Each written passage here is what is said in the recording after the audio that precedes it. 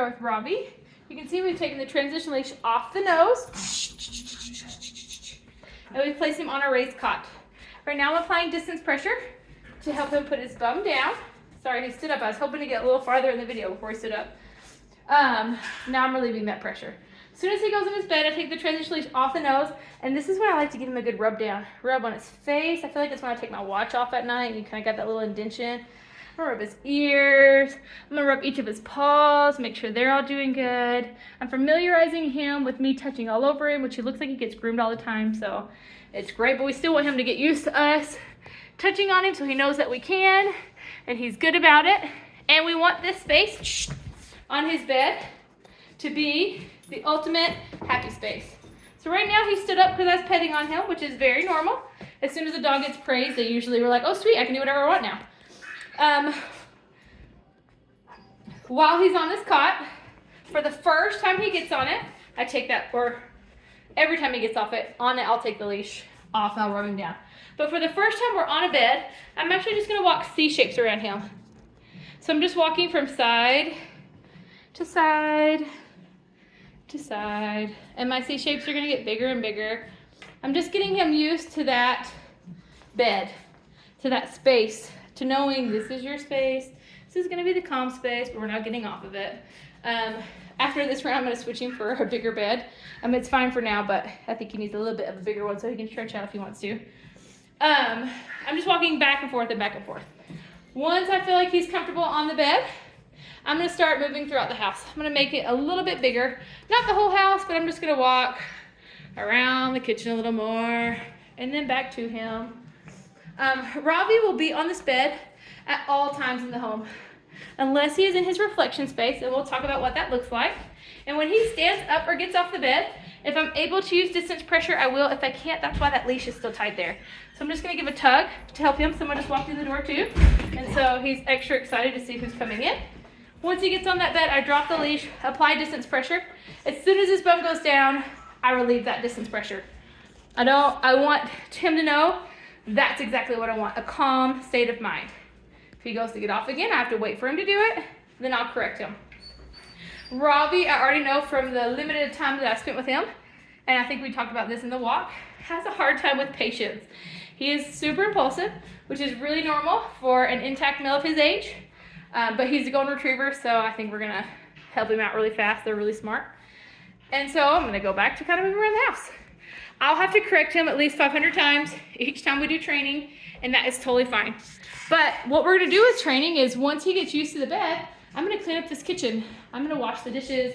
I'm gonna help the kids with homework or owies or piano lessons or whatever, and where I can still watch him and correct him immediately, but where I'm doing other things, right? I mentioned in the walking video that it's not about creating all new time for training. It's about multitasking your training out. So I can still clean house or make dinner or do payroll or whatever I need to do and just have him be on his bed. Really the only time that I'm adding would be going for the walks, but hopefully you're already walking him a few times a day. So you're really not adding anything. So now we're just gonna go about our daily life. This first day, we're gonna be a little more calm, cool, collected than we normally would be. We do have 8 children, so my normal might be different than your normal. But we're gonna try to keep it a little bit calm. After the first day, we start to bump it up every day. We shoot Nerf guns, we bounce basketballs, we run, we scream, we eat at the table that's just right there, we cook right here. All of our kids do their own dishes and get their water and all those things. So he's gonna get used to the chaos of everyone from 5 to 40 walking through and around, knocking on the doors. Right here is our window to our front porch where people come to, and right there, you can't see it, but the office is right there. See it? That little blue building, purple sign. So he's gonna have to get used to being able to see out that window, but having to keep his bum down in a sit position because he can't be reactive to whatever's out that window, right? We'll start knocking on the doors and ringing doorbells. Anyways, we'll introduce him to all those things so that he can learn how to control himself. But again, the most important part for this bed is if you don't have a raised cot order it now. You can get them off Amazon, you can get them from Petco, different colors, sizes, shapes. I've seen them as cute as wicker little couches, all the way down to these. These are the stainless steel ones. I like them over the plastic ones, but whatever you want. The PVC ones are nice too. But order one so you have them for when he comes home. This will make training 500 times more easy because it's a very defined space from getting off that bed, right? It's not a flat bed where his head falls off and his toe falls off and his tail falls off. It's a you have to purposely get off kind of bed. Well, I think I said this, but we'll love him here, we'll feed him here, we'll water him here.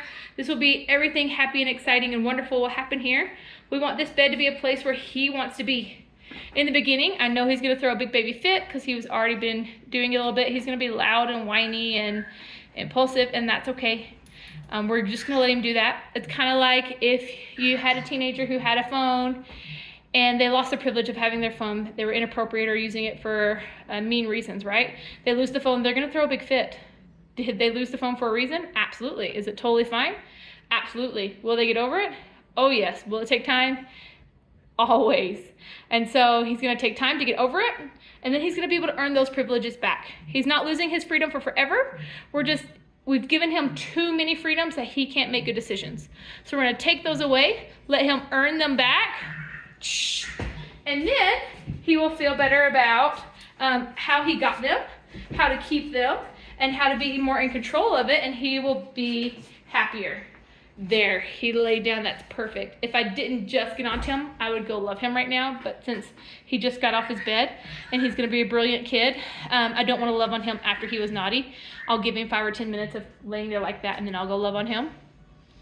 So we're gonna spend extended hours on our bed, lots of hours on the bed, working just on impulse control of being calm, cool, and collected.